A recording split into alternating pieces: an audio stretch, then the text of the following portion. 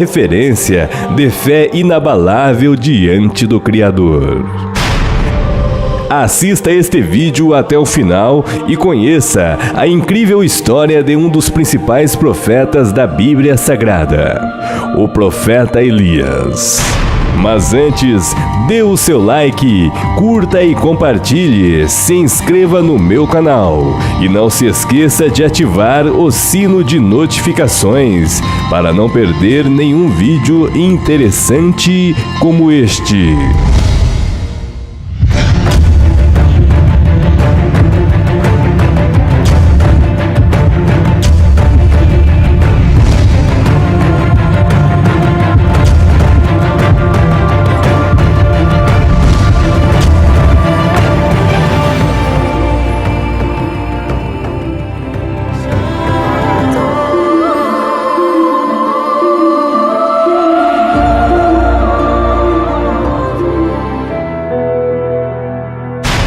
A Bíblia Sagrada é, sem dúvidas, um dos livros mais importantes para a humanidade. Nela existem muitas histórias que falam sobre Deus e sua interação com o homem e mostra a autonomia do Criador mediante a vida e a morte. Na Bíblia existe uma das histórias mais impressionantes e importantes para a fé em Deus, que é a história do profeta Elias. Um homem que foi reconhecido pelo Criador, vivendo uma vida tão justa e fiel, que Deus não permitiu que este provasse da morte. E com isto, Elias foi levado vivo aos céus. As Sagradas Escrituras não revelam nada sobre a vida pessoal e familiar de Elias. A única coisa que sabemos é que ele era um tisbita, da cidade de Tisbe, em Gileade, que ficava a leste do Rio Jordão. O nome Elias é pronunciado em hebraico Eliyahu, por vezes Eliá, que tem por significado o Senhor é o meu Deus. A história deste importante profeta é registrada nos livros de 1º e 2º Reis das Sagradas Escrituras. O profeta teria vivido por volta do ano 850 a.C., durante os reinados de Acabe e Acasias, no Reino do Norte. É importante lembrar que neste período, o povo de Israel estava dividido em 2 reinos. Judá era o Reino do Sul, com capital em Jerusalém, e Israel era o Reino do Norte, com capital em Samaria. A história conta que o ministério profético de Elias havia se dado em uma época muito difícil da história do povo de Israel, devido ao rumo que a nação teria levado diante de Deus. O Reino do Norte havia alcançado uma posição econômica muito boa, desde que havia ocorrido a separação do reino após a morte do rei Salomão.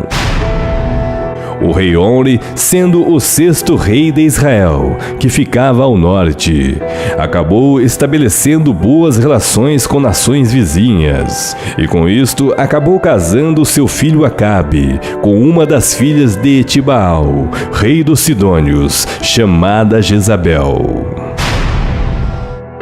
Com isto, muitos problemas começaram a ocorrer com a nação israelita, pois Acabe e Jezabel acabaram introduzindo a idolatria, culto e adoração a deuses pagãos, dentro da cidade santa.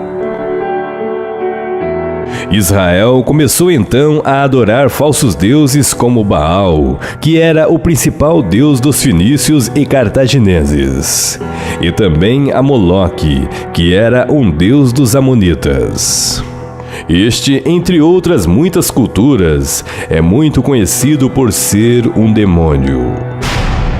Com com isto, Israel se contaminou com o culto pagão, fazendo sacrifícios de crianças inocentes a Moloque, algo que era abominável ao Senhor. A missão do profeta Elias, dada por Deus, foi de lembrar que o povo de Israel havia se esquecido do verdadeiro Deus. E com isto, bater de frente com os falsos deuses, a fim de acabar com os sacrifícios humanos que estavam acontecendo. E neste contexto de paganismo e idolatria, Elias era o porta-voz do Deus Todo-Poderoso.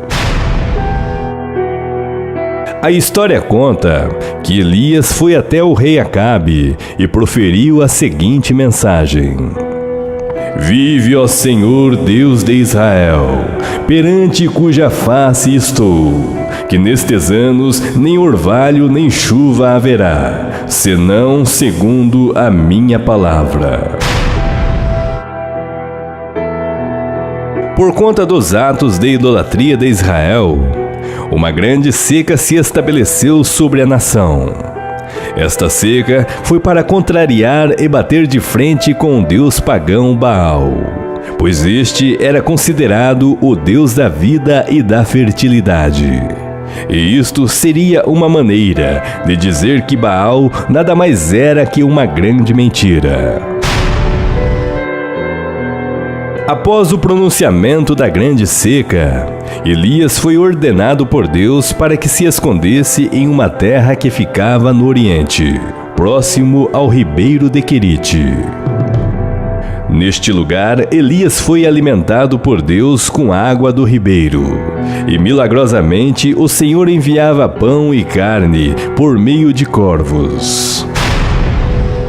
No entanto, por conta da grande seca, o ribeiro secou, e Elias então foi instruído por Deus a visitar a casa de uma viúva da cidade de Sarepta, que se localizava nas terras de Sidom. A história conta que quando Elias chegou à casa da viúva, logo se deparou com um local de grande pobreza. A viúva catava lenha, e quando o profeta a viu, lhe pediu que o desse um pouco de água. E logo que ela vinha trazendo, ele também lhe pede um bocado de pão. Porém, a viúva respondeu: Juro pelo seu Deus vivo, o Senhor, que não tenho mais pão. Só tenho um punhado de farinha de trigo numa tigela e um pouco de azeite num jarro. Estou aqui catando uns 2 pedaços de lenha para cozinhar alguma coisa para mim e para o meu filho. Vamos comer e depois morreremos de fome. Não se preocupe, disse Elias. Vá preparar sua comida, mas primeiro faça um pãozinho com a farinha que você tem e traga-o para mim. Depois prepare o resto para você e para o seu filho. Pois assim diz o Senhor Deus de Israel: não acabará a farinha da sua tigela, nem faltará azeite no seu jarro, até o dia em que eu, o Senhor, fizer cair chuva sobre a terra. Com isto, o milagre aconteceu. A farinha se multiplicou e o azeite transbordou. E tiveram comida suficiente para aguentar a seca que assolava a Israel. A história conta que certo dia o filho da viúva veio a adoecer, e com isto este veio a falecer. A viúva, frustrada, quando viu o profeta, se indignou. Esta havia associado a morte de seu filho com a presença de Elias. E com isto ela falou: Que tenho eu contigo, homem de Deus? Será que o Senhor veio aqui para fazer com que Deus se lembrasse dos meus pecados e assim provocar a morte do meu filho? Elias então lhe responde: Dá-me o teu filho. E levando o menino até a parte superior da casa, Elias invocou a palavra do Senhor, e clamando em alta voz, o profeta falou: Ó Senhor meu Deus, por que aconteceste esta coisa terrível a esta viúva? Ela me hospedou, e agora tu mataste o filho dela. Ó Senhor, rogo-te que a alma deste menino torne a entrar nele. Com isto, o menino foi ressuscitado e entregue à sua mãe. Elias então diz à viúva: Veja, o seu filho está vivo. A viúva alegre, então respondendo diz: Agora eu sei que o Senhor é um homem de Deus, e que Deus realmente fala por meio de sua boca. Muitos profetas de Deus foram mortos a pedido de Jezabel. No entanto, um homem por nome de Obadias, oficial do reino, acabou escondendo 100 profetas em uma caverna, a fim de lhes salvar a vida. E além disto, Obadias também teve um importante papel na história. Este, como era oficial do reino, acabou posteriormente intermediando o encontro do profeta Elias com o rei Acabe. A história conta que ao final de 3 anos de grande seca sobre Israel, a palavra do Senhor veio a Elias dizendo: Vai, apresenta-se a Acabe, porque darei chuva à terra. Elias, então, quando se apresentou ao rei Acabe, o rei proferiu as seguintes palavras: És tu o perturbador de Israel? Elias então lhe responde: Eu não tenho perturbado a Israel, mas tu é a casa de teu pai, porque deixastes os mandamentos do Senhor e seguistes a Baalim. Elias então proclama um grande desafio. Este tinha como objetivo provar qual seria o verdadeiro Deus, o Senhor que criou os céus e a terra, ou os falsos deuses, tais como Baal, Assera ou Moloque. Elias havia desafiado todos os 450 profetas de Baal e todos os 400 profetas da deusa Assera. A história conta que o profeta Elias e toda a nação de Israel subiram ao Monte Carmelo. Chegando lá, 2 sacrifícios foram postos, um apresentado pelos pagãos e outro pelo profeta Elias. Porém, o desafio era que ninguém deveria queimar o sacrifício, pois o fogo tinha que surgir de uma forma sobrenatural, pelo Deus verdadeiro, quando seu nome fosse invocado. A história conta que os falsos profetas invocaram Baal, desde o período da manhã até o meio-dia. Estes gritavam, dançavam, porém Baal não respondia. Com isto, lá pelo meio-dia, o profeta Elias começa a caçoá-los, dizendo: Orem mais alto, talvez o seu Deus esteja dormindo, ou algo do tipo. Então os profetas de Baal começaram a se autoflagelar, porém nada de Baal se apresentar. Então o profeta Elias reuniu o povo que ali estava, e consertando o altar do Senhor que estava derrubado, Elias ainda pede que derramem água sobre o local, deixando-o totalmente encharcado. Com isto, Elias clama ao Senhor, e rapidamente Deus responde com grandes labaredas de fogo, que imediatamente consome o holocausto. Com isto, todo o povo de Israel reconheceu quem de fato era o verdadeiro Deus. E logo todos os profetas de Baal foram mortos, e uma grande chuva caiu sobre a nação israelita, encerrando assim o terrível período de seca que havia assolado a nação por 3 longos anos. Uma das grandes façanhas do profeta Elias, que é pouco comentada, foi a capacidade de correr do profeta. descrita especificamente no primeiro livro de Reis 18:36.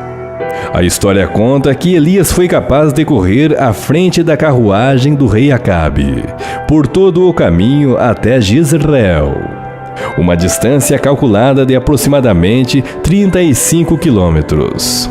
Uma locomoção sobrenatural, dada pelo poder de Deus.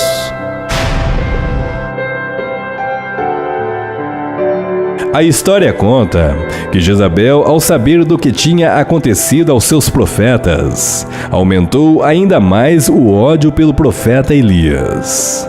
Esta então ordena a sua execução. Porém, o profeta Elias, temendo por sua vida, foge para a região sul. A história conta que mesmo após Deus ter lhe respondido com o fogo vindo dos céus, Elias acaba-se tão entristecido que chega a um ponto de desejar a própria morte. Porém, o profeta Elias foi consolado pelo Criador. E com isto, o profeta foi alimentado pelos santos anjos do Senhor. Um alimento que deu a capacidade ao profeta de andar 40 dias e 40 noites, até uma montanha chamada Horebe. Chegando em Horebe, Elias recebe 3 missões dadas por Deus. A primeira, ungir Hazael, rei da Síria. A segunda, ungir Jeú como o rei de Israel. E a terceira, ungir Eliseu como o seu sucessor. Eliseu seria aquele que complementaria o ministério de Elias, a concluir a comissão dada a Hazael e a Jeú, a ascensão dos tronos da Síria e de Israel.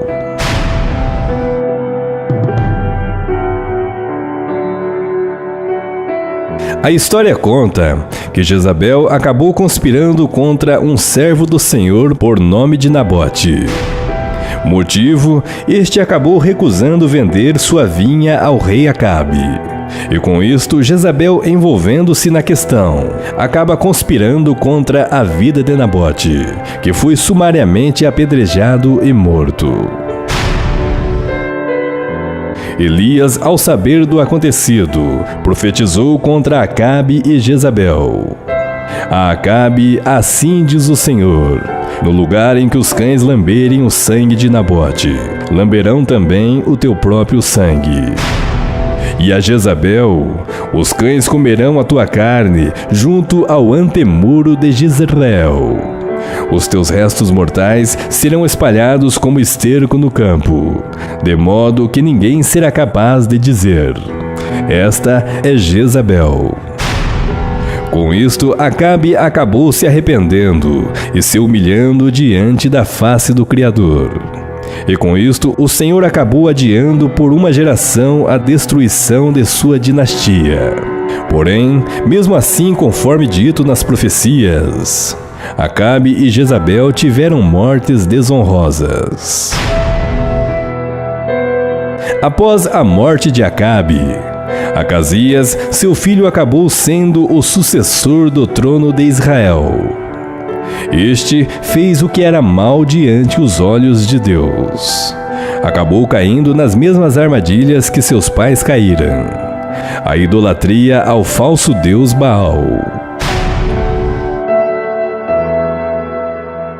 A história conta que os reinos do sul e do norte estavam em conflitos, e com isto nação se levantava contra nação, em batalhas violentas e sanguinárias. Acasias acabou reinando sobre Israel somente 2 anos. Certo dia, o rei Acasias caiu da janela de seu quarto no palácio real em Samaria e adoeceu gravemente. Ao invés de se arrepender de seus pecados e buscar ao Deus de Israel, Acasias tomou uma providência equivocada. Mandou mensageiros a Ecrom para consultar Baal-zebute para saber se ele sararia daquela enfermidade.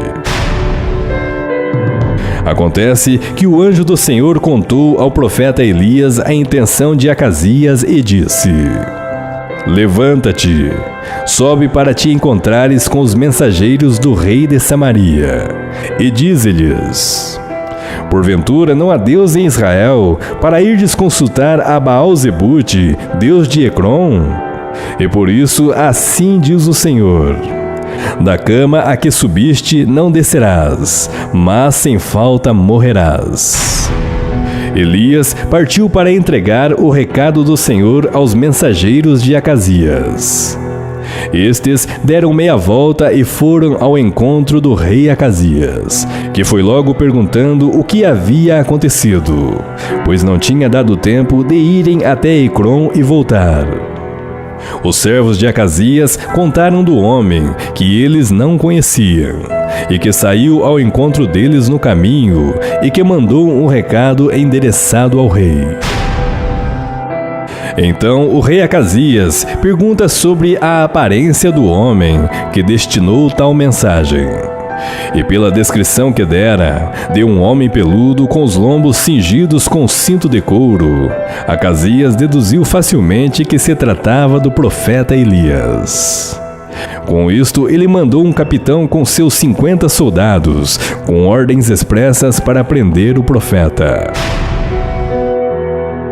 A história conta que a pequena companhia do exército de Israel encontrou Elias tranquilamente sentado no cume do monte. E com isto o capitão lhe diz: homem de Deus, o rei ordena que desça.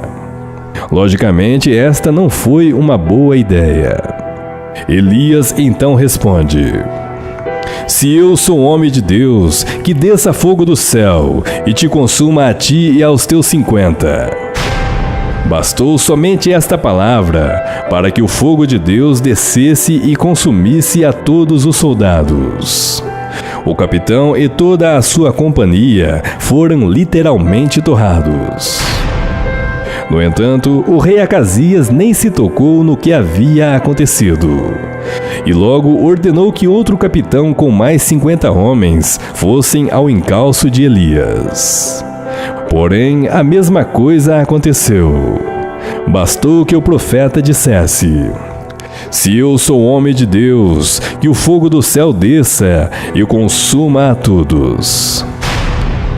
Entretanto, Acasias não se intimidava facilmente, ou não tinha a real noção do que estava acontecendo. Este, pela terceira vez, enviou outro capitão com seus homens buscarem Elias. No entanto, este capitão foi mais cauteloso. A história conta que ele subiu ao monte e se ajoelhou diante do profeta Elias e suplicou: homem de Deus, que a minha vida e a vida dos 50 homens que estão comigo sejam valiosas, e que não aconteça conosco o que aconteceu às 2 primeiras tropas que vieram a ti. Com isto, o profeta Elias aceitou ir com ele falar com o rei Acasias, devido sua humildade. E também pelo fato de que o anjo do Senhor havia dito ao profeta para que não temesse, e fosse junto com o capitão até Samaria. Elias então se apresentou ao rei Acasias, e logo se aproximando foi proferindo as seguintes palavras: assim diz o Senhor: por que enviastes mensageiros a consultar a Baal-zebute, Deus de Ecrom? Porventura não há Deus em Israel para consultar a sua palavra? Portanto, desta cama a que subiste, não descerás, mas certamente morrerás. Com isto, Acasias faleceu sem deixar nenhum descendente, sendo o seu sucessor o seu irmão Jorão. A história conta que em certo tempo caminhava Elias e Eliseu por um lugar chamado Gilgal. Eliseu desconfiava que Elias poderia ir embora e nunca mais voltar, pois Elias lhe havia dito que o Senhor havia lhe pedido para ir até Betel, que significa a casa de Deus. Com isto, Eliseu, seu futuro profeta sucessor, acabou acompanhando o profeta Elias até Jericó. Porém, outros 50 profetas também acabou lhes acompanhando, porquanto eles sabiam que algo relacionado à ida de Elias estava para acontecer. Chegando lá, o profeta Elias e Eliseu se aproximam do rio Jordão. Os profetas ao longe observaram que Elias se aproximou do rio e bateu sua capa na água. O rio se abriu, e entre as águas Elias e Eliseu passaram em terra seca. Elias então diz ao profeta Eliseu: "O que quer que eu te faça antes de ir embora?" Eliseu então responde: "Eu quero por herança a porção dobrada do poder de Elias." Então Elias responde: "É um pedido difícil de atender. Mas você receberá o que está pedindo se me vir quando eu estiver sendo levado para longe. Se você não me vir, não receberá." A história conta que assim foram andando e conversando, Elias e Eliseu. E de forma repentina, num dado momento, um carro de fogo, puxado por cavalos de fogo, os separou um do outro. E num relance, Elias foi levado ao céu, em um redemoinho. Eliseu, vendo o que estava acontecendo, gritou: meu pai, o Senhor sempre foi como um exército para defender Israel." E com isto, Eliseu, vendo Elias ao longe, este desapareceu ao céu. Muito triste, Eliseu rasgou sua capa pelo meio. Depois, pegou a capa de Elias que havia caído. Voltou para a beira do rio Jordão e ali parou. Então bateu na água com a capa de Elias e disse: "Onde está o Senhor, o Deus de Elias?" Aí bateu de novo na água e ela se abriu. E ele passou para o outro lado. Os 50 profetas de Jericó viram isto e disseram: "O poder de Elias está com Eliseu."